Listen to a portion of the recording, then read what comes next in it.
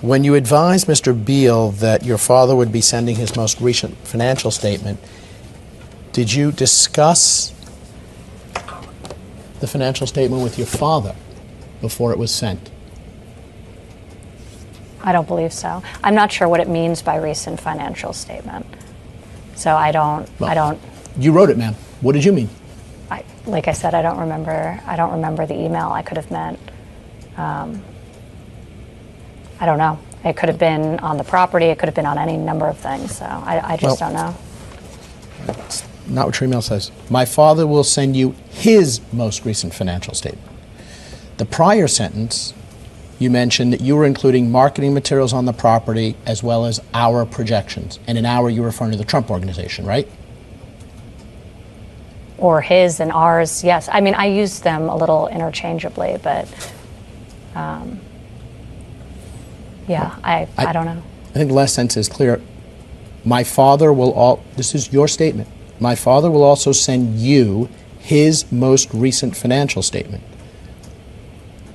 Okay. Do you understand that to mean that it was your father's financial statement? I mean, it says what it says, but I don't have any recollection of this. I don't know what I meant by it, or I don't recall having sent it, so I don't know. But in the prior sentence, you use the word our for projections. I see that, yes. But in this sentence, you say his. Okay. There's a distinction between those words, right? Yeah, yes. Okay. And this doesn't help you in any way, shape, or form to remember that your father had financial statements. Like, I've never said of course he has financial, the company has, we have tons of financial statements, but it doesn't help me recall anything specific beyond what is written here, no. Okay, let's go back then. Maybe I misunderstood your earlier testimony, and when we're done with this, we can take a break. Yeah. Because I know you had requested one a moment ago. Thanks. Are you aware that your father had financial statements?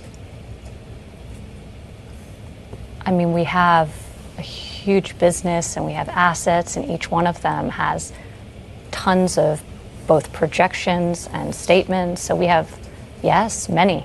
Okay. Let me take a step back. We talked about I make a distinction when I say your father and when I say the Trump Organization. So I'm not asking about the Trump Organization's financial statements. Okay. I'm not asking about Chicago's profit and loss or their annual audited financials. No, but that's what I make that I think about it all as like when you say financial statements. I mean, it's a big business, so we have tons of financial. I'm sorry, did you finish? No, I mean, we have lots of financial statements. Right. I'm asking specifically about your father's personal financial statements. Okay. Okay. Do you have any recollection of your father having personal financial statements? Not specifically. What about generally? Well, see, I combine them all in my mind, like the statements of the company, and so no, I mean, not like specific to him. Okay, that's what I'm asking. Yeah. Not the company, specific to him, where his assets and his liabilities are identified. Sure, he has accountants who do all sorts of stuff, have all sorts of stuff. But no, sorry, Right, I don't specifically know what was prepared on his behalf for him as a person, separate and distinct from the organization and the properties that I was working on. And so I don't know how they did that and who prepared it and the mechanisms like that. Are you aware of a financial statement that was prepared at any time for the entirety of the Trump Organization, where it compiled all the different subsidiaries, affiliates, and the like? Well, we had talked earlier, and you had mentioned this statement of financial condition, which I'd seen in preparation, like a portion of it, or I don't even know what it. But I don't know if it's all inclusive and what was. I don't know if that was the universe of assets that he had or the company had. Can we take a break? Yeah. Well, You have one more question? it may be one or two. This is what led into it. Yeah. Just so I understand, though, a statement of financial condition would list all of the assets and all the liabilities. Otherwise, it wouldn't accurately portray the financial condition of the entities, right? I've never I object to the prepared. question. Yeah, I've never prepared one, so I have no To idea. your knowledge, you're a Wharton graduate. I object to the question. Look, I have my own. I've never prepared one. I don't know. I've never made one. I'm not an accountant.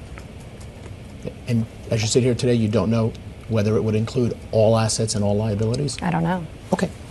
Witnesses asked for a break. Thank you. And the time is approximately 12:16 p.m. We're back on the record. Ma'am, I'll remind you that you're still under oath. Yes.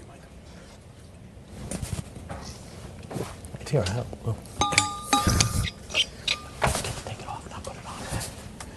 I'm going to ask the court reporter to mark as Exhibit 5. It's a one-page document, date stamp TTO 011962995.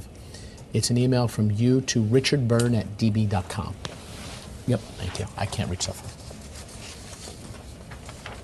There you go. Thank you.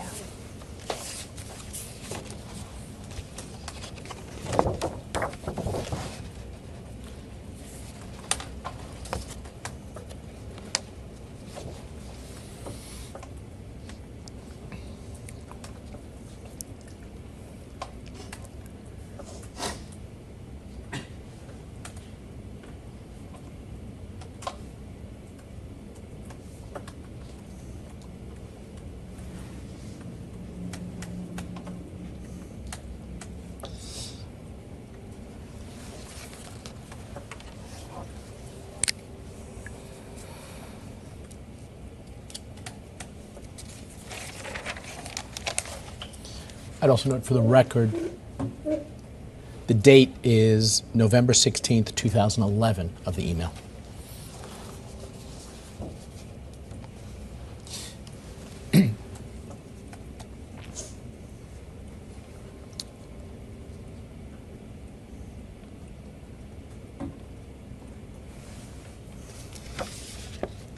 Okay. Do you recognize this email, ma'am?